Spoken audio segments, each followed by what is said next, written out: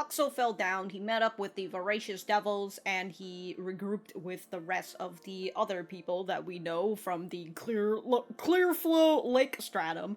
And it seems like, according to the title, they might be here for some other reasons as well. They're probably gonna be here to destroy the spooky, fiery skeleton. If you guys like the video, like the video. If you dislike it, dislike it. I do have my full-length and full discussions up on Patreon. Or if you just want to support me, I've got the YouTube memberships here. But other than that, let us get started.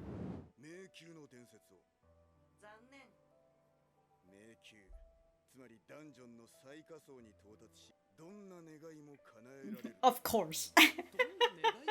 Of course. Oh. Just kicks us right into the opening. Alright. The Legend of the Labyrinth. Or the dungeons, right? They're on different levels of the dungeons. You know, I did mention Made in Abyss, and I'm just over here like, well, hopefully it's, you know, as you go down the levels, you know, you're not gonna suffer any side effects.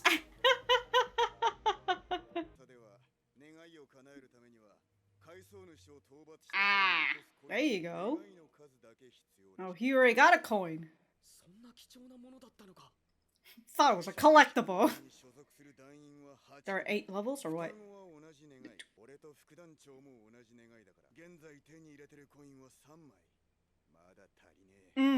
So they need 8 coins. What would you want to be wish? A super high performance vending machine.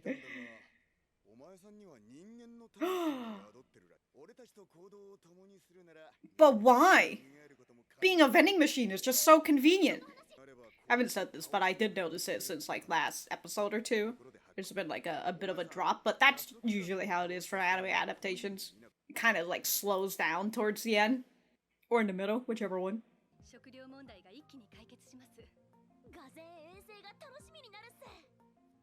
Much more attractive.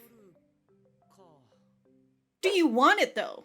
Being a vending machine is great, isn't it? You're a vending machine enthusiast if you become a human again. Like, are you just gonna lose your vending machine? There's no more vending machine in the world. He'll probably outlive them all too, which is also very sad.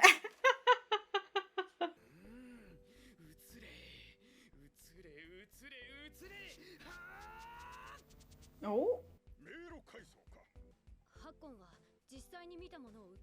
Right on where the drinks come from? But also, how's that camera's like outside the box?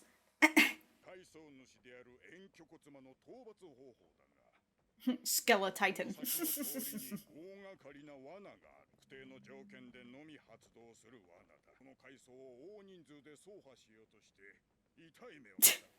Y'all just dropped into the hole. Now we'll drop the skeleton in the hole. The Skeletitan.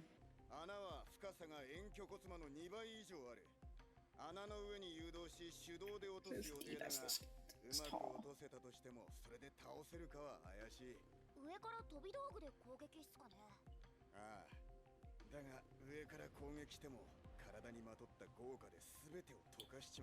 Mm-hmm.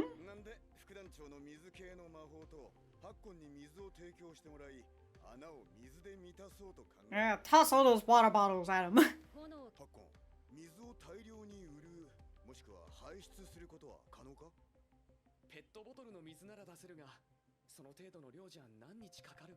You got any other, Everybody's looking at you with expectations.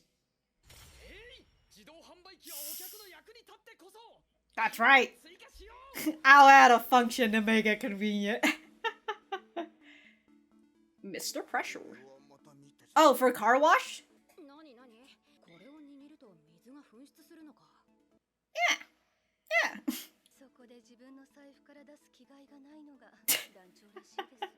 He's afraid to see that he's got no coins in there.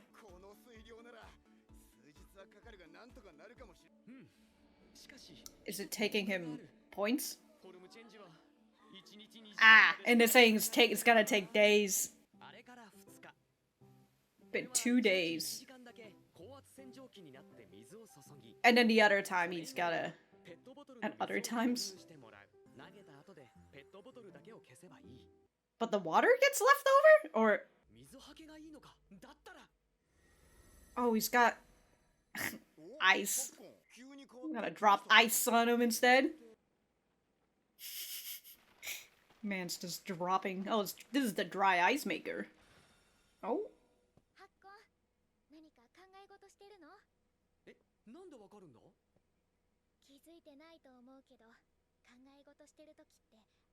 Wow, she notices the small little details about him. Well, as long as it's a yes or no question.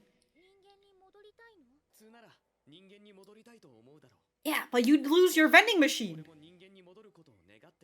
When are you ever gonna find another vending machine? What if you can get best of both worlds, huh? Yeah, you would lose your value. And Lammas needs you on her back, you know, in order to hit people. But then they find... Mm-hmm.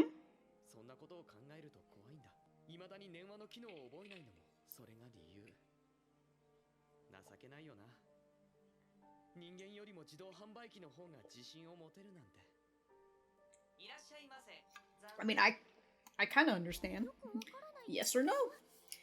He also doesn't want the telepathy because he doesn't actually want to talk to them and reveal his actual personality.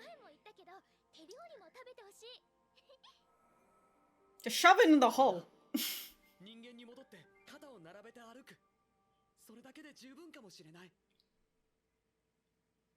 Well, I did say that if you were a vending machine, you'd probably outlive them, so... Oh, here comes the motherfucking Skeletitan. What a fucking theme for this guy, holy shit.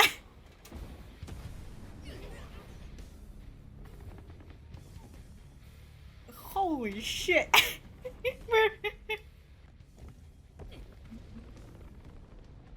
Oh, whoops. This guy doesn't have, legs. Okay, that's why he looked a little... Nothing? Shoot! Is it dry ice? Yeah.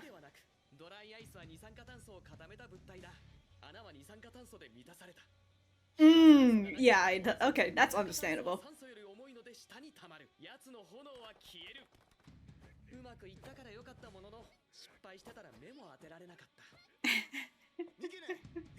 They're just tossing shit at him. He's just sitting down there like, hey! They're just gonna toss a vending machine on him? Yeah, what if we just toss Boxxo on him?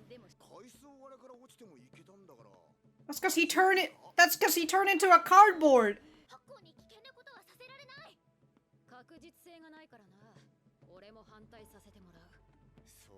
Y'all should have had other plans on how to fucking...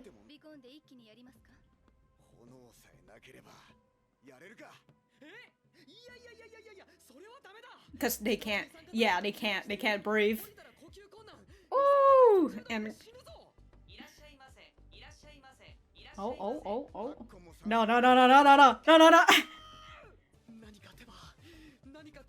Just rock yourself back into the hole.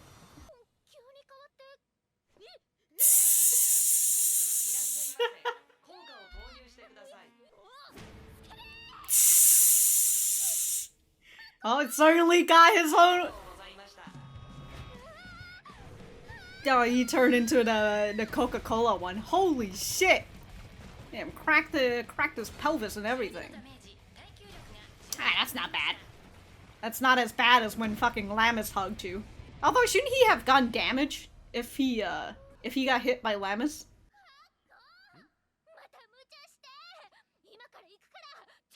Wait, hold on, there's still carbon dioxide. Oh, the oxygen. Just in case. Well, he's probably spreading oxygen. He's like, hold on, guys, hold on. Oh. This is my coin now, bitch. I've got 2 coins now.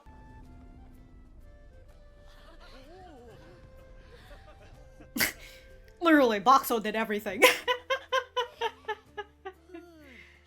Oh, oh.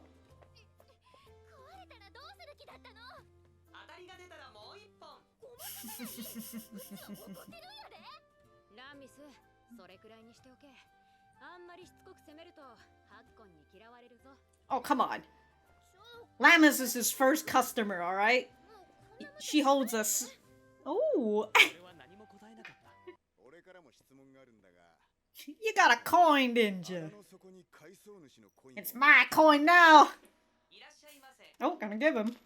Nice. Alright. Alright, you... I was gonna say, like, you didn't do anything.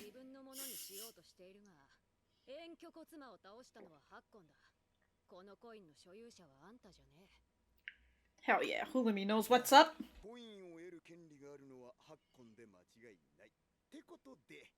Really buy it off of you. That's gonna be a lot. Ooh, he's speaking money, it's language. Yeah, give me the coins. I like that Director Bear is just like, yeah, that's about the right. He's not scamming you or anything.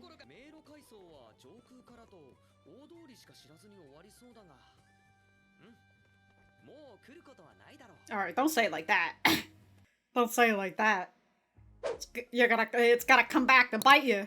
In terms of like, a slight off-put, I was gonna say flaw, but you know, bit of an off-put when it comes to this episode, but you can kind of see it through like the whole series, right? It's the fact that, what I was pointing out about this whole isekai is that it's the same thing, but different solutions, right? It's a guy who gets isekai into this magical world, and then people see that he's got, you know, something that nobody else has, because he's literally been reincarnated as something that's completely different. And so, you know, he goes through all the same thing. Like, the labyrinth stuff, we know that. It's all the same stuff, different reactions. And it kind of gets to that point sometimes where, because Boxxo is the sort of person who is so new in this world that he's able to provide all these solutions, that it really feels like he is literally doing the entire work, and you can see that here in this episode where it's, for the most part, literally him doing all of the work.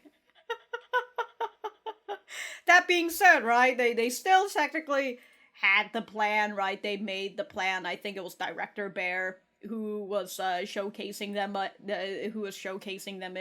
and yeah, it was Director Bear who showed them the whole, and like, this is what their plan was going to be. I think the Menagerie of Fools was probably the one who said that they were going to, let's see. Okay, Director Bear was the one who showed them the whole. Not super sure if, like, this is also just a plan that the Menagerie of Fools were making. I mean, they were the one who requested that they were going to defeat the Skeletitan.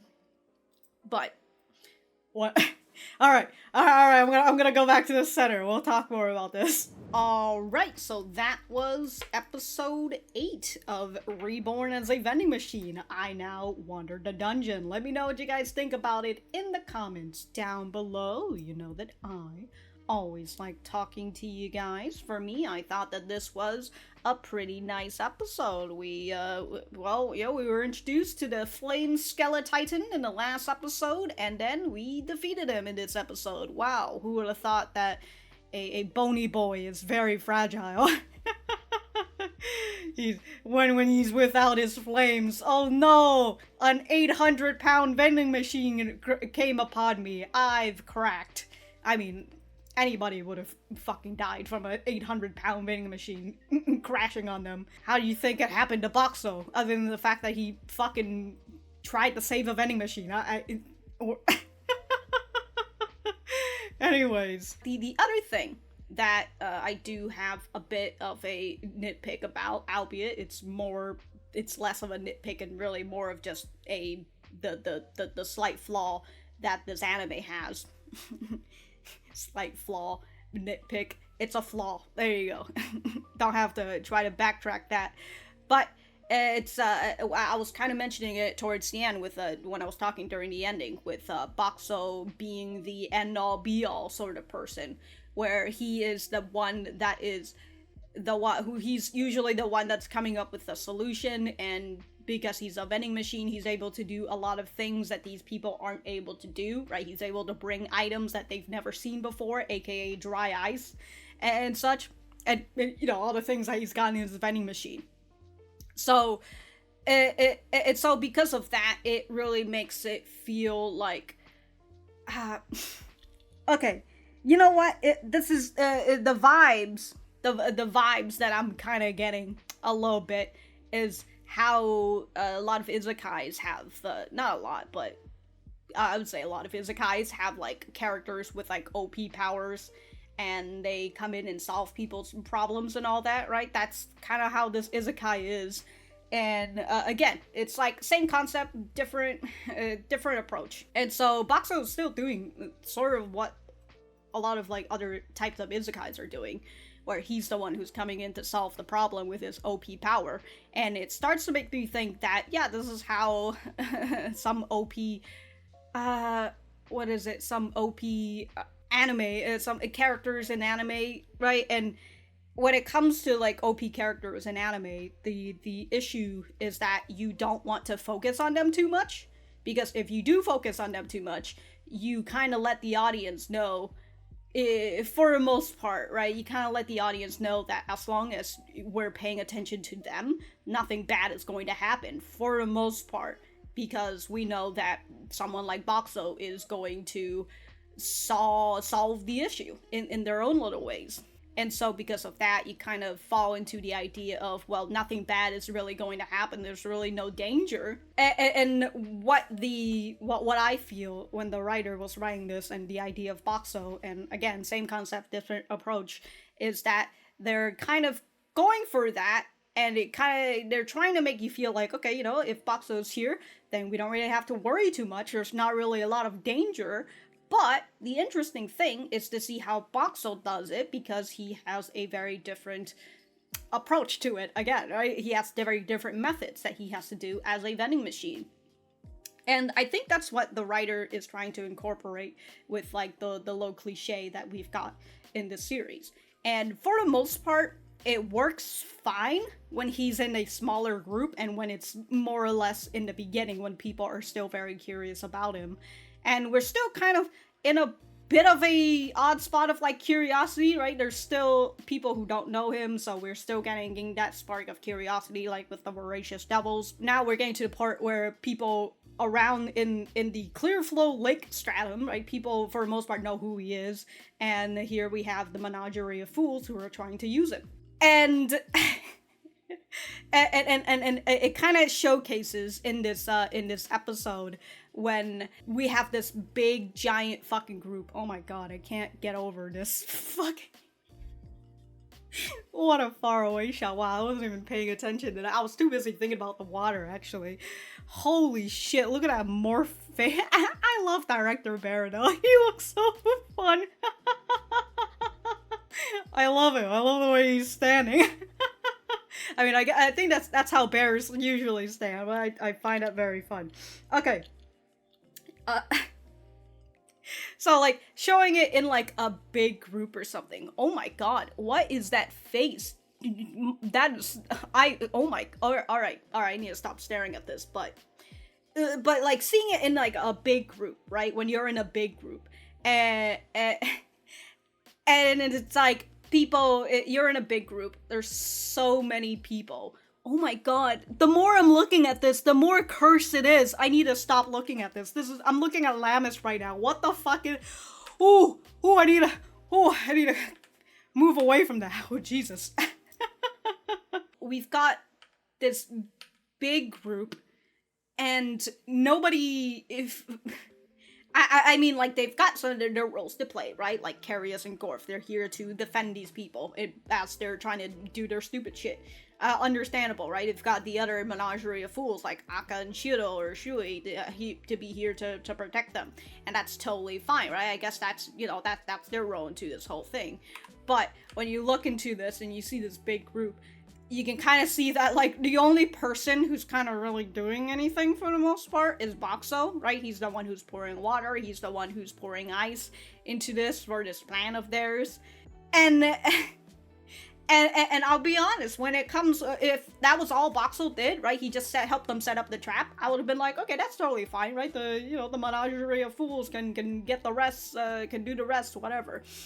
But then the fucking skeleton comes in, the Skeletitan falls into the hole, and then, and then these motherfuckers are just like, alright, I'm gonna start throwing potatoes at them. I know they're rocks, but they look like potatoes. I thought they were throwing potatoes at first. But they're just like, alright, I'm just gonna start tossing some rocks down there. And I'm like, is this really your best plan? Like, what? Their plan was literally step 1, put some ice put some ice or water into the big hole. Step 2, get the Skeletitan into the hole. Step 3, question mark? Step 4, profit. Like, that was literally their plan. Like, what? Y'all just tossing fucking rocks, and then afterwards they're just like, oh yeah, you need something heavy to deal some damage to it, huh? And then they all start looking at Boxxo, like, let's toss Boxxo down there. I mean, it's not a bad idea. But again, it just goes back to the whole thing of like, oh, this is the Boxxo show, right? You guys are being a little fucking useless here. Albeit, again, like, I know that most of them being here is to protect Boxxo, right? And Lammis and Hulumi and all that. So, there's that whole spiel. And also, just going back to the whole idea of, you know, it was fine in the beginning with, like, Boxxo solving everything.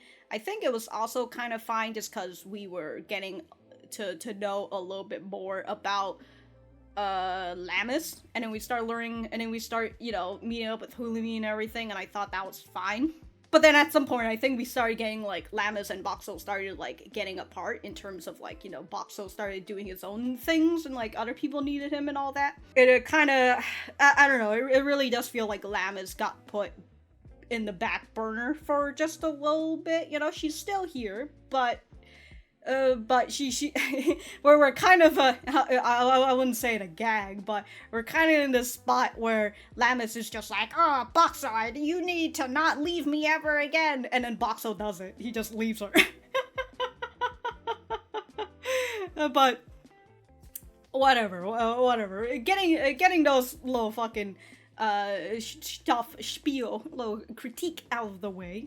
I will say I enjoy the whole talk about the labyrinth or the dungeons and how you can get any wish. You just need a coin. Which is very fun because, like, he's a vending machine, Boxxo's a vending machine, so he needs coins, and, like, the fact that this labyrinth also requires a coin, right? Like, defeating the bosses, that you get a coin. Now I'm just thinking, like, what if you just go down there and the thing that grants you your wish is just a giant vending machine? You can get anything from this vending machine. Anything that you know, for your wish and all that. That would be very fun. Boxxo is the one that gives you the wish this whole time, you know, the wish of convenience. Anyways, this brings up the topic of would Boxxo want to be human again? And I also like that Lammis came up to him. It's just like, you're thinking, aren't you? Like, when you think, your light blinks. And I do enjoy that, you know, the small little minor details.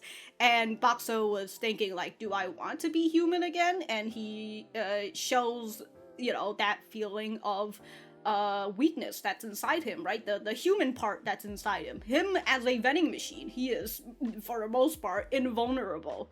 But him as a human, right? As the human boy, he feels very insecure, and that he feels like if he turns back into a human, well, he's going to be fucking useless, because he can't exactly do what people were expecting of him, right? He had value, and if he becomes human, he's going to lose that value, and it's just understandable, right? It's an understandable thing, but the idea of, you know, wanting to become human again, it's a cliche thing, but I guess that, you know, would resonate with people or something.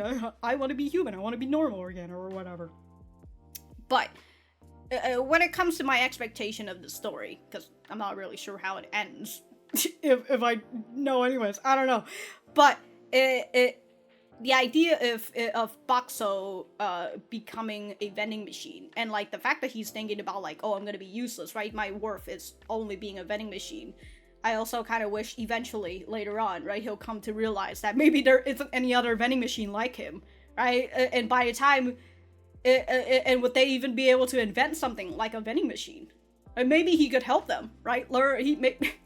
Maybe when he becomes human, he could help them create vending machines for everybody and start a vending machine empire. That could be it. That could be it. But you'd have to wonder, honestly, if I was Boxxo, I'd wait until like, alright, do y'all have like the materials to even make a vending machine? You know, can you guys even be me? Right? If I don't have that, if I was Boxxo and I didn't have that reassurance that like they don't have the equipment to make a vending machine, I'd take over immortality and I'd go with what I just said. But it's just the idea of like, if Boxxo can't make a if you can't make a vending machine here, and if Boxxo decides to become human, right, he's gonna lose his vending machine form, I would assume, unless he's gonna like, his soul's just gonna like move out of the vending machine, and it just becomes a regular vending machine, to which then it would need electricity, and I don't know if they've got, I would assume they've got somewhat sort of like some sort of electricity, right? They'll figure it out. If Boxxo's able to come out and like, I was gonna say talk to them, but he technically is talking to them. But there's also like, whatever. Well, whatever. I also really enjoy in this moment of weakness for Boxxo, he thought about how like, oh, I'm so glad that I didn't get the telepathy up. Not I'm so glad, but this is the reason why I haven't gotten the telepathy option yet, even though I could.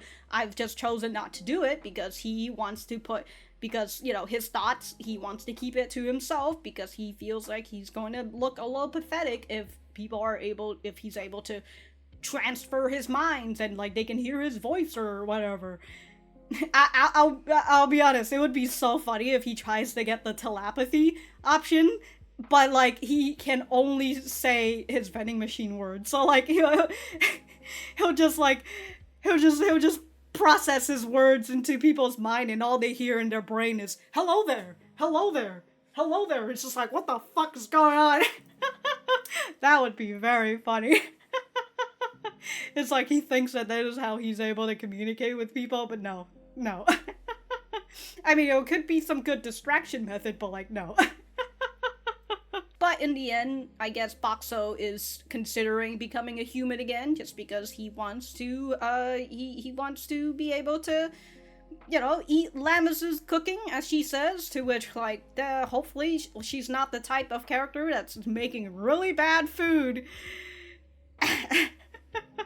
But we'll just have to see what kind of character she is, huh? She's a clumsy character, so you would expect that she's probably gonna make really bad food. So, like, to divert your expectation, she should be making good food. But we'll just have to see when that time comes and he eats her cooking. But overall, I thought that this was a pretty nice episode. I think I said it, right? I pointed out a few of the flaws that I feel for this series, which, again, you know, if you don't really think too hard about it, and you just kind of shut off your brain, you might still enjoy the anime either way, but it gets the sort of flaw that it has, that you can, that I kind of know this when I read the light novel and everything, it kind of gets bigger and bigger as we continue on with the series, and where we kind of feel like we're for the most part following the same steps for the most part. But other than that,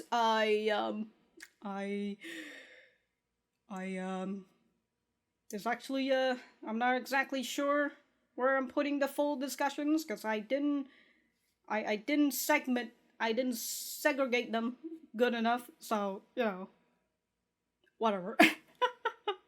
Yeah, this video's here, it's here now, but, if I have anything else to say, I will write it in the description down below. Thank you guys for sticking around, and I will see you guys in the next episode.